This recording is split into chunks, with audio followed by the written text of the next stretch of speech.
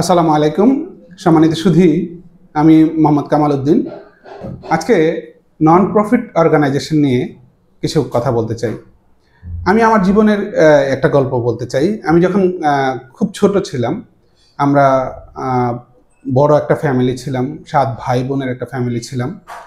তো আমার বাবার পক্ষে একা সব ভাই বোনকে পড়াশোনা করানোর খরচ দেওয়া, তারপরে লাইভলিহুড মেনটেন করা সত্যিকার অর্থে অত্যন্ত সুকঠিন ছিল। আমি সেই সুকঠিন সময়টা দেখেছি এবং ফিল করেছি। আমার বাবা পক্ষে কোনোভাবেই সম্ভব ছিল না আমাদের 7টা ভাই বোনকে একসাথে একই লেভেলে পড়াশোনা করানোর। গ্রামের একটা পরিবেশে আমার বাবা ছিলেন ছোট্ট একটা ব্যবসায়ী এবং কৃষক। তো সেখান থেকে আমি খুব ফিল করতাম। আমি ছাত্র হিসেবে এই স্কুলে ভালো ছাত্র ছিলাম, বরাবরই ফার্স্ট হইতাম প্রাইমারি স্কুলে। তখন থেকে আমার মাথায় কাজ করতো, আমি কিছু করতে চাই বড় হলে। আমার মতো যারা কষ্ট করে পড়াশোনা করেছে তাদের জন্য আমি কিছু করতে চাই। তো আমি যখন সিএ পড়ি, মাস্টার্স পাশাপাশি সিএও পড়তাম SF আহমেদ এন্ড কোম্পানিতে। তো তখনই আমি কিছু কাজ করতে শুরু করি 2003 সালে থেকে 3-4 সালে। 3 সালে আমার কোর্স কমপ্লিট হয়, কিছু টাকা আর্ন করতে শুরু করি আমি সি আর্টিকেলশিপ পিরিয়ডেই। তখন থেকে আমি কিছু কাজ করতাম। কিন্তু যখন আমি 2004 সালে ফার্স্ট সিকিউরিটি ব্যাংকে জয়েন করি প্রবেশনারি অফিসার হিসেবে, তখন আমি একটা সুনির্দিষ্ট অঙ্কের টাকা বেতন পেতাম। এই বেতনটা আমার পুরাটা কাজে লাগতো না। আমি তখন পড়াশোনাও করতাম, চাকরিও করতাম, পাশাপাশি আমার যে বাড়ি ব্রাহ্মণবাড়িয়া, এই ব্রাহ্মণবাড়িয়া আমাদের যে একটা প্রজেক্ট আছে, এই প্রজেক্টে আমি কিছু কাজ করতাম। আমার বাবার নামেই একটা স্কুল করেছিলাম, MA হাশেম স্কুল। তো MA হাশেম স্কুলে যারা আসতো, আমি পুরো স্কুলের ছাত্রছাত্রীদেরকে বিনা বেতনে পড়ার একটা উদ্যোগ নিয়েছিলাম। এবং এই বিনা বেতনে পড়ার উদ্যোগটা থেকে আমি যখন ফার্স্ট সিকিউরিটি ব্যাংকে লিভ করি, ব্র্যাক ব্যাংকে যাই। তো ব্র্যাক ব্যাংকের তখনকার যিনি ডেপুটি ম্যানেজিং ডিরেক্টর ছিলেন, আমার বস ছিলেন, তিনি ঘটনাচক্রে শুনেছেন যে আমি এরকম একটা কাজ করি। তারপরে তিনি আমাকে চেয়ারম্যান অ্যাওয়ার্ডের জন্য মনোনয়ন দেন। যিনি মামদুদুর রশিদ স্যার, জনাব মামদুদুর রশিদ স্যার এখন ইউনাইটেড কমার্শিয়াল ব্যাংকের MD, এর আগে NCC ব্যাংকের MD ছিলেন। আমার অত্যন্ত শ্রদ্ধাভাজন একজন ব্যক্তিত্ব। তো আমাকে চেয়ারম্যান অ্যাওয়ার্ডের জন্য মনোনয়ন দেন এবং আমার এই যে ড্রাফটিংটা, তখন আমাদের এইচআরএ ছিলেন, ব্র্যাক ব্যাংকের এইচআরএ ছিলেন তাহানিয়াত আহমেদ করিম আপা। উনি বলেছিলেন যে তোমার ড্রাফটিংটা তুমি সাইফুলের কাছ থেকে করে নাও। সাইফুল ভাই আবার আমাদের ফাইন্যান্সের প্ল্যানিংয়ের হেড ছিলেন। উনি আমেরিকাতে পড়াশোনা করেছেন, এখনও আমেরিকাতে থাকেন। তো আসলে ইংলিশে ড্রাফটিংয়ের জন্য উনি খুবই ভালো ছিলেন। আরেকটা কথা বলতেন যে তুমি যদি বাংলা শিখতে চাও তাহলে ফরিদ স্যারের কাছে যাইবা। ফরিদ ভাই ছিলেন ব্র্যাক ব্যাংকের তখন DMD।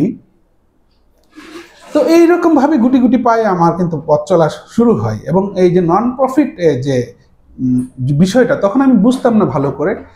পরবর্তীতে আমি যখন একটা কাজ করি, সেখানে আমার বন্ধুর কথা আমি না বললেই নয়। আমার বন্ধু বসুন্ধরাতে বসবাস করে, সে বেশ ভালো মনের একজন অধিকারী। তার নামটা সে সবসময় বলে যে বলবা না, তুই নামটা বলিস না কখনো। কিন্তু আমি কখনো কেন জানি আমার মন থেকে চলে আসে তার নামটা।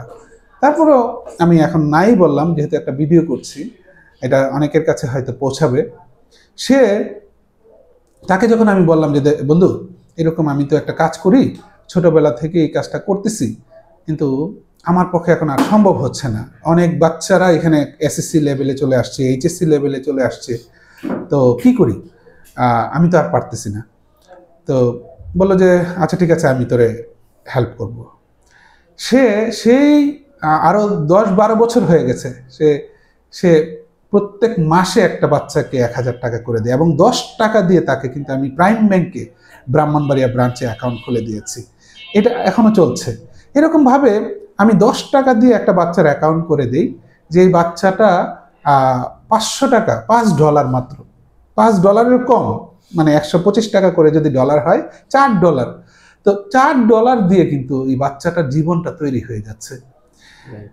এখন যখন আমি নন প্রফিট অর্গানাইজেশন নিয়ে কথা বলি বা নন প্রফিট নিয়ে কথা বলি, তখন আমার এই গল্পগুলি খুব চলে আসে মাথার মধ্যে, যে 500 টাকা যদি একটা বাচ্চাকে মাসে দেওয়া হয়, একটা ব্যাংকের অ্যাকাউন্টের মাধ্যমে, আমি এমনিতে আগে অনেকভাবে দিয়েছি কিন্তু এটা ফ্রুটফুল হয় নাই, কিন্তু ব্যাংকের মাধ্যমে যখন দেওয়া হয় তখন এই বাচ্চাটা আর ঝরে পড়ে না।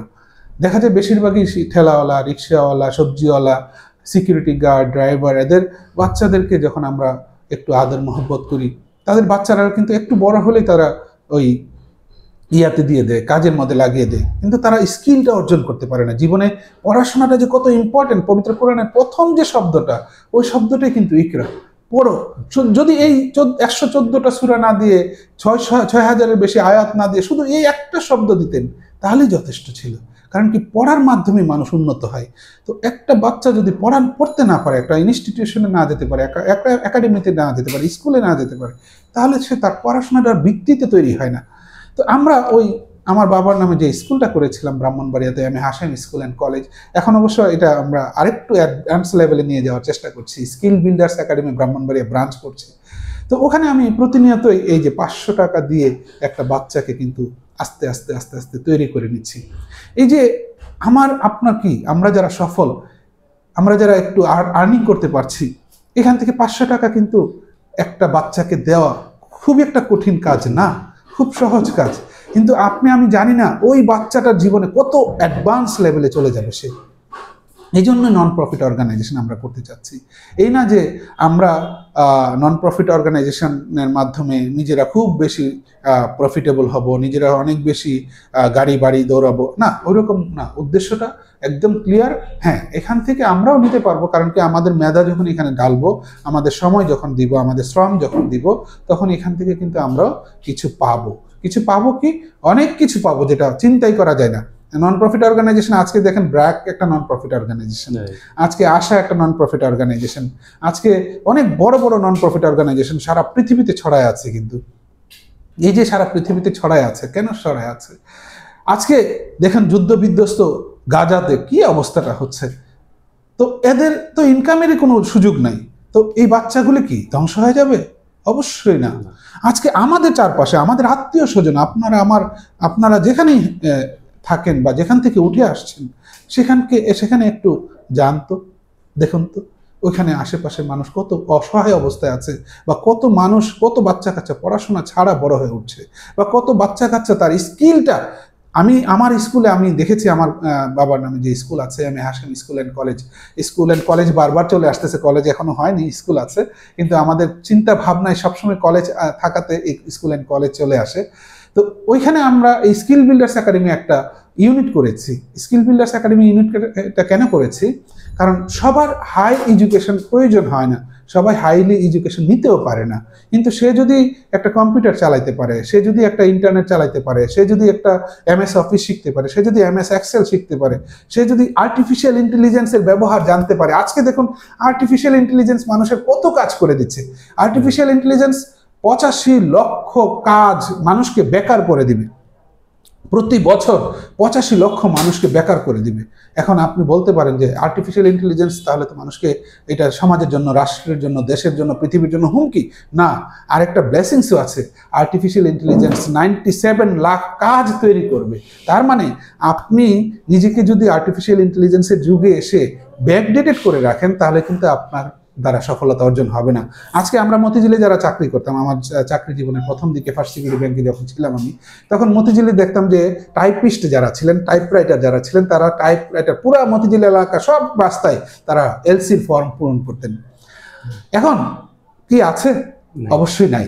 টাইপিস্টরা হারাই গেছে। তাই বলে কি টাইপিস্ট যারা আছে এদের রুটি রুজি হারাই গেছে? অবশ্যই রুটি রুজি হারাই গেছে, তারা ব্যাকডেটেড হয়ে গেছে। কিন্তু যারা টাইপিস্ট একটু কম্পিউটার শিখেছে, কম্পোজ করা শিখেছে, তারা কিন্তু ইনকাম লেভেল 5 গুণ 10 গুণ বেড়ে গেছে। তার মানে কি, আমি যদি যারাই জানে না তাদেরকে একটু শিখাই দিতে পারি, একটু স্কিলটা ডেভেলপ করে দিতে পারি, একটু রেল লাইনে উঠাই দিতে পারি, তাহলে গন্তব্যে পৌঁছা তার জন্য সহজ হয়ে যায়। আসলে গন্তব্যে পৌঁছানোর জন্য একজন মেন্টর প্রয়োজন হয়, একজন টিচার প্রয়োজন হয়। এই একজন মেন্টর, একজন টিচার দরকার তাদের জন্য। নন প্রফিট অর্গানাইজেশনটা এই কাজটাই করছে। যারা একটু পিছিয়ে আছে তাদেরকে একটু লাইনে উঠাই দেওয়া। এখন আমি যদি চট্টগ্রাম যেতে চাই, আমি বিভিন্নভাবে কিন্তু চট্টগ্রাম যেতে পারি। আমি প্লেনে যেতে পারি, আমি ঠেলাগাড়িতে যেতে পারি, আমি বাসে চড়ে যেতে পারি, আমি সাঁতরায় যেতে পারি, আমি হেঁটেও রওনা দিতে পারি। এখন কোন পথে সবচেয়ে বেশি কনভিনিয়েন্ট হবে, যে পথে সবচেয়ে বেশি কনভিনিয়েন্ট হবে সেই পথেই তো মানুষ আগাবে। তো সেই পথটাই আমরা বের করে দেওয়ার চেষ্টা করব, খুঁজে দেওয়ার চেষ্টা করব নন প্রফিট অর্গানাইজেশনের মাধ্যমে। আর নন প্রফিট অর্গানাইজেশন মানে আপনার কিছু না কিছু কন্ট্রিবিউশন থাকবেই, এটাই হলো আমাদের জীবনের মোটো। নন প্রফিট অর্গানাইজেশনে আপনি একটু কাজ করুন, ফ্রিলি কাজ করুন, টাকা পয়সা যদি থাকে দিয়ে কাজ করুন, টাকা পয়সা যদি না দিয়ে থাকে তাহলে মেধা দিয়ে কাজ করুন। আপনার যে অভিজ্ঞতা আছে, আপনার যে শিক্ষা আছে, সেই শিক্ষার কিছু অংশ আপনি বিনিয়োগ করুন। আমাদের স্কিল বিল্ডার্স একাডেমি একটা নন প্রফিট অর্গানাইজেশন হিসেবে কাজ করছে এবং এটা প্রধানমন্ত্রীর কার্যালয়ের অনুমোদন প্রাপ্ত। আমরা যেভাবে কাজ করতে চাই তাদেরকে নিয়ে সেভাবেই কাজ করব ইনশাল্লাহ। শুধুমাত্র স্কিল বিল্ড করুন, জীবনে আপনি যে জায়গায় যেতে চান সেই জায়গায় যাইতে পারবেন। আপনার বডিতে যেমন 3 বেলা খাবার দরকার আছে, আপনার ব্রেনেও কিন্তু খাবার দরকার আছে। কিন্তু অত্যন্ত পরিতাপের বিষয় যে আমরা বেশিরভাগ মানুষ মাস্টার ডিগ্রি পাশ করার পরে, অনার্স পাশ করার পরে আর পড়াশোনা করতে চাই না, পড়াশোনা ছেড়ে দিই না। ব্রেনের খাবার হলো প্রতিনিয়ত আপনার স্কিল বিল্ড করা, প্রতিনিয়ত সকালে স্কিল বিল্ড করতে হবে, দুপুরে স্কিল বিল্ড করতে হবে, রাতে স্কিল বিল্ড করতে হবে।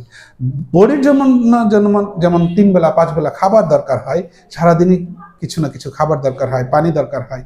তো ব্রেনকেও শার্প করার জন্য আপনার প্রতিনিয়ত কিন্তু পজিটিভিটি থাকতে হবে, নেগেটিভিটির ধারে কাছেও যাওয়া যাবে না। সো আমার স্বনির্বন্ধ অনুরোধ হলো নন প্রফিট অর্গানাইজেশনে সবাই কোনো না কোনোভাবে নিজেকে যুক্ত করুন, নিজের যে স্পেশালাইজেশন, নিজের যে এক্সপার্টাইজ আছে, নিজের যে স্কিল আছে, নিজের যে পজিটিভিটি আছে কিছু মানুষের মাঝে ছড়ায় দিই। আমরা আশা করব আপনারা নন প্রফিট অর্গানাইজেশনের সাথে যুক্ত হবেন এবং ইনশাল্লাহ আপনার আশেপাশে যারা আছে, আপনার আশেপাশের মানুষকে নিয়ে এই নন প্রফিট অর্গানাইজেশনে কাজ করার জন্য নিজেকে আগ্রহী করে তুলবেন। যারা ভলান্টারিলি কাজ করতে চান আমাদের সাথে যোগাযোগ করুন, এবং যারা ফাইন্যান্স নিয়ে কাজ করতে চান, ফাইন্যান্স দিয়ে সহযোগিতা করতে চান, তারাও আমাদের সাথে যোগাযোগ করুন। ইনশাল্লাহ আমরা আমার আশপাশের এলাকাটাকে আলোকিত করতে চাই। আমরা আলোকিত মানুষের জন্য লড়াই করছি। আলোকিত মানুষই পৃথিবীটাকে আলোকিত করতে পারবে। আল্লাহ সুবহানাহু ওয়া তাআলা পবিত্র কোরআনে কিন্তু পরিষ্কারভাবে বলে দিয়েছেন যে তোমরা অন্ধকার থেকে আলোর দিকে যাও, আলোর দিকে দৌড়াও, আলোকিত করো, নিজেকে আলোকিত করো, নিজের চারপাশকে আলোকিত করো। আলোকিত আমরা করব কিভাবে? এখন একটা লাইট জ্বালালে আলোকিত হয়, তাই না? এখন লাইট কতটুকু জ্বালালে কতটুকু আলোকিত হবে? পুরা পৃথিবী অন্ধকারে ছেয়ে আছে ভাই, পুরা পৃথিবী অন্ধকারে ছেয়ে আছে, পুরা পৃথিবী নোংরামিতে ভরে গেছে, পুরা পৃথিবী আজকে ডিস্ট্রাকশনে ভরে গেছে। আমরা প্রতিনিয়ত নিজেকে শার্প করতে হবে, প্রতিনিয়ত ভাইরাস ডিলিট করতে হবে, প্রতিনিয়ত মানুষের কল্যাণের জন্য কাজ করে যেতে হবে।